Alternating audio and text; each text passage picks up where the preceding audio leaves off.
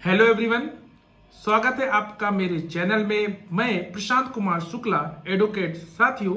आज के वीडियो में हम लोग बात करने जा रहे हैं कलकत्ता हाई कोर्ट का एक और इम्पोर्टेंट लेटेस्ट जजमेंट के बारे में, जो कि धारा 498A/306/34 आईपीसी के मामले में, जहां उसके जो कि पति और उसकी मां पे कलकत्ता हाई कोर्ट द्वारा उनको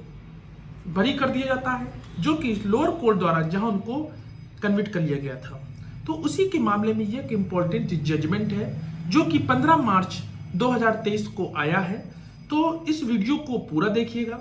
जिससे कि आपके सारे जो डाउट है वो क्लियर हो जाए। और चैनल में अगर आप पहली बार हैं तो चैनल को जरूर सब्सक्राइब कीजिए, जिससे कि वीडियो का सबसे पहले नोटिफिकेशन आपको देखने को मिले। तो देर नहीं करते, इस वीडियो को शुरू करते हैं। जो ये मामला है ये कलकत्ता जिले का है, जहां एक व्यक्ति यानी कि जो पीड़िता के जो फादर द्वारा एक एफआईआर दर्ज कराई जाती है कि उन्होंने अपनी लड़की की शादी, जो कि घर में सबसे बड़ी है, 2006 में अपोजिट पार्टी यानी कि एप्लेट के साथ की थी। शादी के बाद से उसके घर वाले उसे मेंटली फिजिकली टॉर्चर करते थे और दहेज की मांग करते थे। शादी के समय पीड़िता के जो पिता ने 1,75,000 कैश, एक मोटरसाइकिल, सोने के आभूषण और बहुत ही कीमती सामान शादी के समय अपोजिट पार्टी उसके पति और ससुराल वालों को दहेज के रूप में दिए थे। लेकिन उसके पति ससुराल वाले इससे सेटिस्फाइड नहीं थे और वो और अतिरिक्त दहेज की मांग कर रहे थे। और जब इससे सेटिस्फाइड नहीं हुए तो वह पीड़िता को मेंटली फिजिकली टॉर्चर करते थे, मारते थे, पीटते थे। एक दिन क्या हुआ कि उसके पीड़िता के जो पिता थे उनको उनके रिलेटिव द्वारा एक इंफॉर्मेशन मिली कि उनकी लड़की बहुत बुरी तरह जल गई है। तो वह व्यक्ति अपनी लड़की से मिलने उस ससुराल गया, जहां पे यह पता चला कि उसको अस्पताल में रेफर कर गया है। जब वो अस्पताल गए तो जहां देखा कि उनकी जो लड़की है वो बहुत बुरी तरह जल गई है, जिससे उसकी मृत्यु हो गई, उसकी डेथ हो गई है। उसके बाद उसके पिता ने उसके पति और उसकी मां के ऊपर 498A/304B/34 आईपीसी धाराओं में एक एफआईआर दर्ज कराती। उसके बाद इन्वेस्टिगेशन होता है, फिर चार्जशीट सबमिट होती है, फिर ट्रायल यानी कि सेशन कोर्ट द्वारा केस को कमिट किया जाता है, जो कि पहली धारा है 498A/304B/34 में। उसके बाद जो उनको दोषी पाया जाता है ट्रायल कोर्ट द्वारा, वो 498A/306/34 आईपीसी धाराओं में।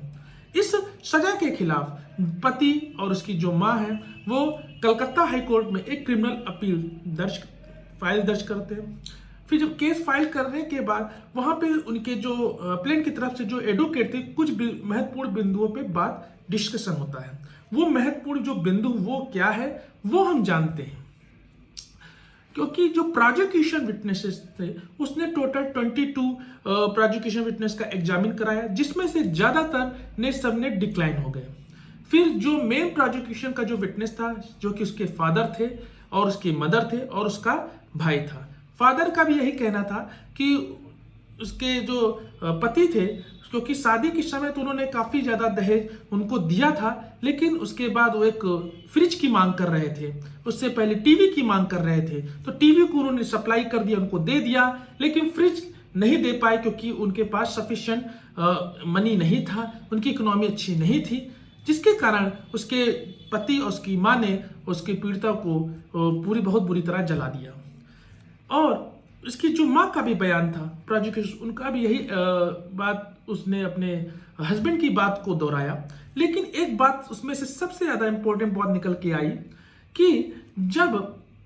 ड्यूरिंग द प्रेगनेंसी के दौरान ये बात उसकी जो लड़की थी वो अपनी माँ से कहती है कि उसका जो हस्बैंड है वो पूरी रिस्पॉन्सिबिलिटी उठाएगा, और ड्यूरिंग द प्रेगनेंसी के दौरान, हेल्थ चेकअप के दौरान, मेडिकल चेकअप के दौरान, पूरे बेबी की देखभाल के लिए वो अपनी पूरी रिस्पॉन्सिबिलिटी उठाएगा। क्योंकि इससे एक साफ क्लियर पॉइंट्स यहाँ से निकल आता है कि पति अपनी पत्नी की काफी अच्छे से देखभाल करता था। फिर उसके बाद उसका जो भाई है उसका भी प्रोसिक्यूशन एग्जामिन कराता है, फिर उसमें भी यही बात दोहराता है जो उसके फादर और मदर ने कही थी, और यही बताता है कि जब उसकी सिस्टर आती है तो उसे यही बात चर्चा करती है कि उसको अतिरिक्त दहेज की, क्योंकि उसके पिता ने ऑलरेडी उस कैश 1,75,000 मोटरसाइकिल और बहुत सारे आभूषण दिए थे शादी के समय, लेकिन और तब भी उसके पति उसके ससुराल वाले से मानसिक और शारीरिक प्रताड़ित करते। ये बात वो भी अपनी बयान में कहता है।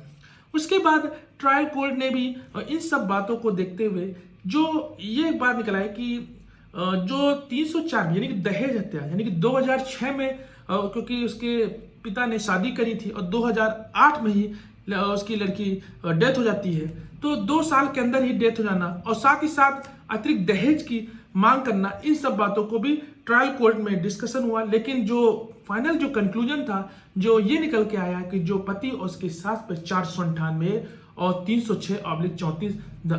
आईपीसी की धाराओं में उनको दोषी पाया जाता है, उनको कन्विक्ट कर दिया जाता है, क्योंकि जो भी मटेरियल ऑफ एविडेंस, जो भी रिकॉर्ड वहां पे कोर्ट के समय ट्रायल कोर्ट द्वारा प्रस्तुत किए गए। ये भी कलकत्ता हाई कोर्ट में जो एप्लेंट की तरफ से एडवोकेट ने बात रखी। जो सबसे महत्वपूर्ण बात ये थी कि